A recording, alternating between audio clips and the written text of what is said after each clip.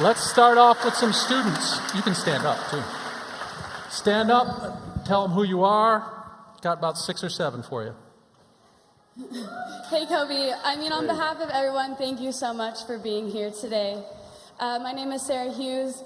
I'm a master's student in the entrepreneurship program. I played on the beach volleyball team as an undergrad, and now I play professionally for Team USA.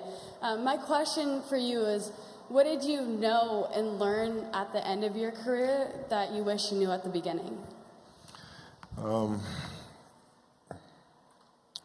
Understanding empathy and compassion. Right? Because as a young kid, when I came in the league, it was like, I'm driving this way, and either you're going to be on the train or be on the track. Right? There was no such thing as understanding that people have lives outside of the game, which apparently I did not. But like if I understood that at an early age, and it helps me as a leader to communicate better. I came to understand that later, and getting to know people on a personal level. What are their fears? What are their insecurities? Right? What are their dreams and ambitions, desires, those sorts of things? When you come to understand that about a person, then you can help them reach the best version of themselves. So I wish I'd known that earlier. Thank you. Oh, thank you. Thank you.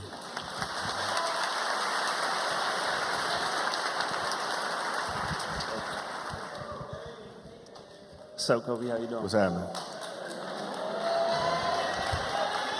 I'm Jordan McLaughlin. I'm a senior here, working on my master's in communication management. I played on the USC basketball team here. My question for you is, I'm preparing for the NBA draft right now. Mm-hmm. So what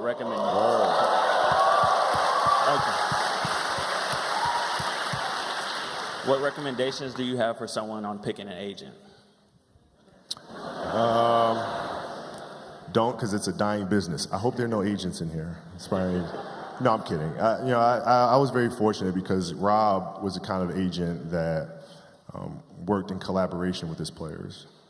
Right? So my advice to you is find an agent that's going to collaborate with you, not point you here, point you there, right? Or work behind the scenes in the shadows without you knowing what the hell's going on, right? An agent that's going to have you be a part of the meetings, right? Have you in that room, discuss with you, not just pop a contract in front of you, but actually walk you through clause by clause what it is that you're signing or getting into and get your feedback on it. If you can find an agent like that, man, you're doing well, man. Cool. Appreciate it. You got it, man. Good luck. Thank you. Good luck.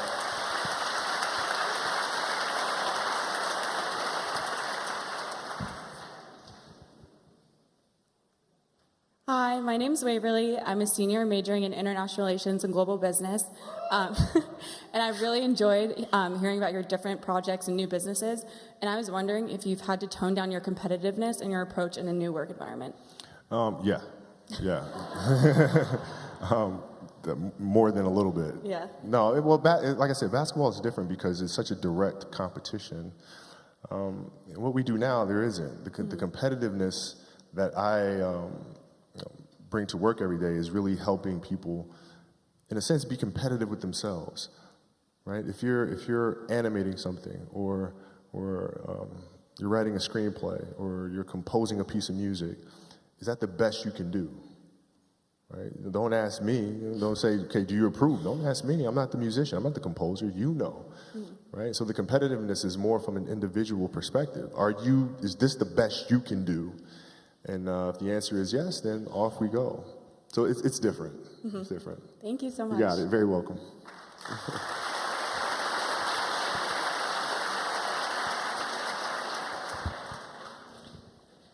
Hi, Kobe. Hey. My name is Victoria Yurick. I'm a junior broadcast journalism major. My daughter came to watch them play, by the way, volleyball, and we were sitting right there, and she was like, oh my God, they hit that ball so hard. That was the first time watching you guys play, so. Thanks for coming. You're always welcome. Thank you.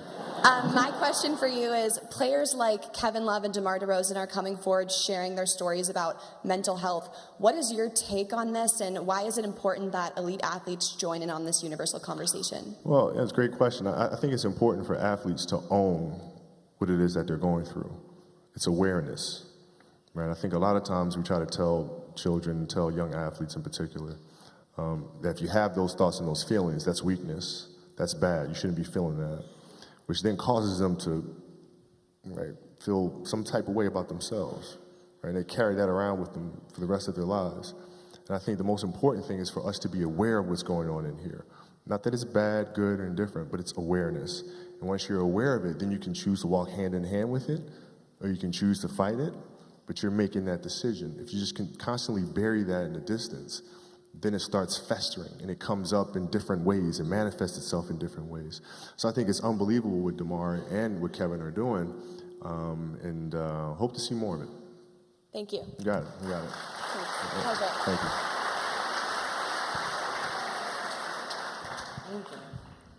Hey, how you doing? Fantastic. I'm Satori. I'm a dance major here at USC. I'll be the first graduating class, and I'm a junior now.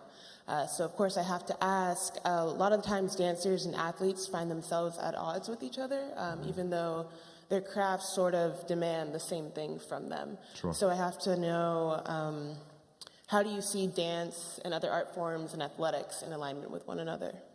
Well, there was a year I played Indiana Pacers in the finals. I rolled my ankle really bad. Jalen Rose stepped under me on purpose. He admits it now, finally. And rolled my ankle really, really bad. I came back, finished the series, but I couldn't touch a basketball till mid-September, which was driving me crazy because I couldn't train.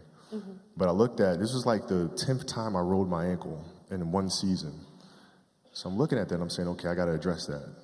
And so being that I couldn't get on the basketball court, what I did was I took tap dancing lessons. Okay. No kidding. I took tap, and tap was like the best training for me in the world because it strengthened my feet, it changed my rhythm and my approach to the game. I was able to change speeds when I came back the following season. I think dancers put way more strain on their body than athletes do. And I think there's a lot that can be learned from that. My daughter took ballet for several years, and I would sit there in the class, right? And I didn't know what I was getting into because I don't know anything about ballet, right? But I'm sitting there in the class, and I'm watching her get the first position, the second position. And I'm learning the structure and the rules that go along with that. And as athletes, there's a lot to be learned from that. Because if you simply go out there and perform and play, yeah, you'll be great every now and then. But if you play with structure, if you understand the rules that come along with that, the discipline that comes along with that, then you reach another level. But you guys have my respect. If other people that don't see that, they're idiots. That's on them. Thank you. You got it. Thanks.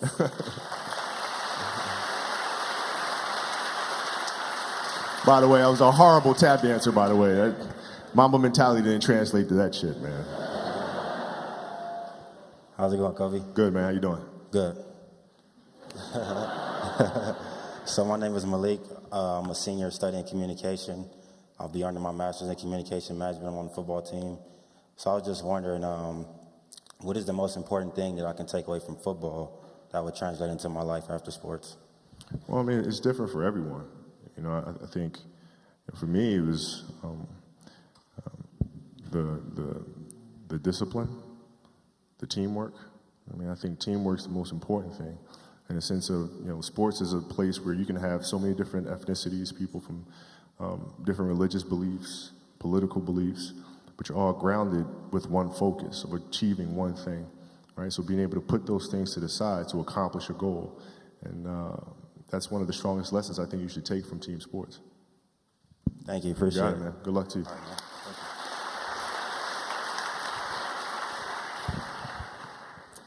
How you doing? I'm Captain Corbin Pierce. I'm a active duty reconnaissance Marine. All right. And also a father. So I have a last question. I have a family question for you. Off the court now, how do you inspire and foster that vision of greatness in a child? You talked a little bit about the stories you tell them.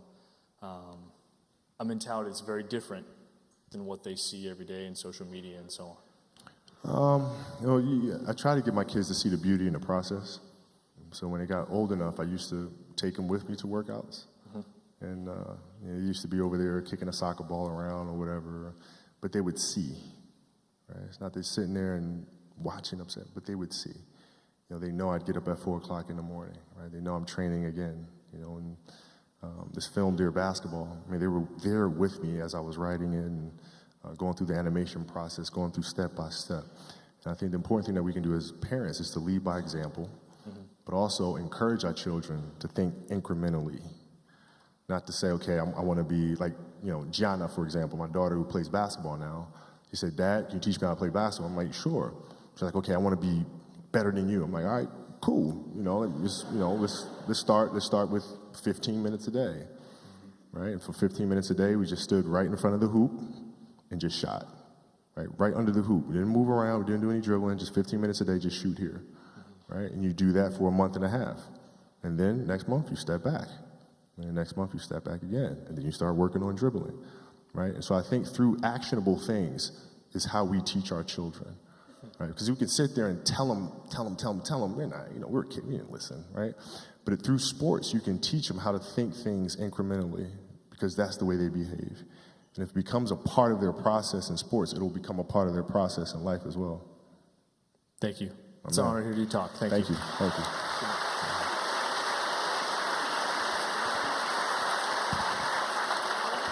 Yeah, amazing questions. Great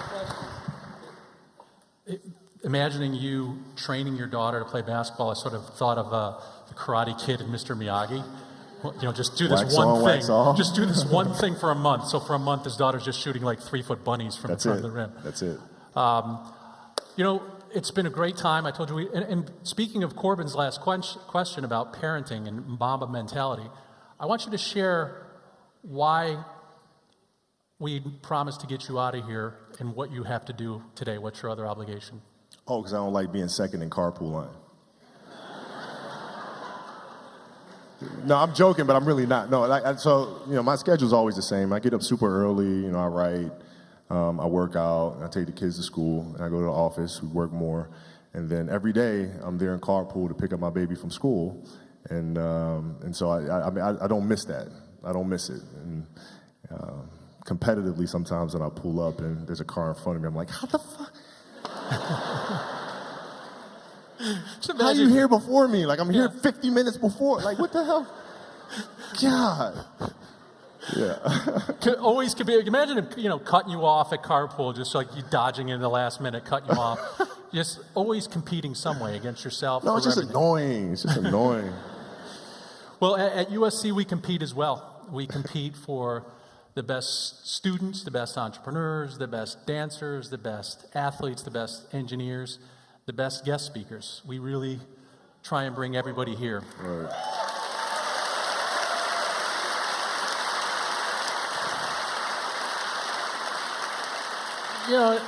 It's sort of interesting because he went directly from high school to the pros, technically he has eligibility left. He does.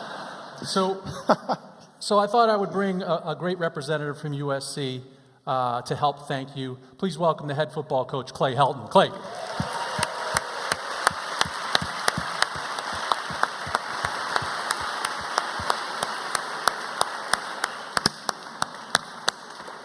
You would be the prettiest whiteout on the face of the planet. I know that. Well, Kobe, thank you so much. Thank you for what you've done for the city of Los Angeles, for what you have done for this Trojan family today. I'm going to tell you, the greatest gift you can give somebody is your time, and you gave your time today into your mindset. I've always thought that you were one of the most fierce competitors in the history of any game. Today, I now know that you are the fiercest competitor. And you taught these young people that to be great, you have to welcome competition.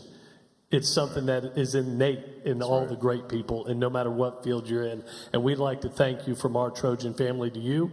And we'd like to make you an honorary Trojan. All right. All right. All right. Look at that, man. Sweet. How about that?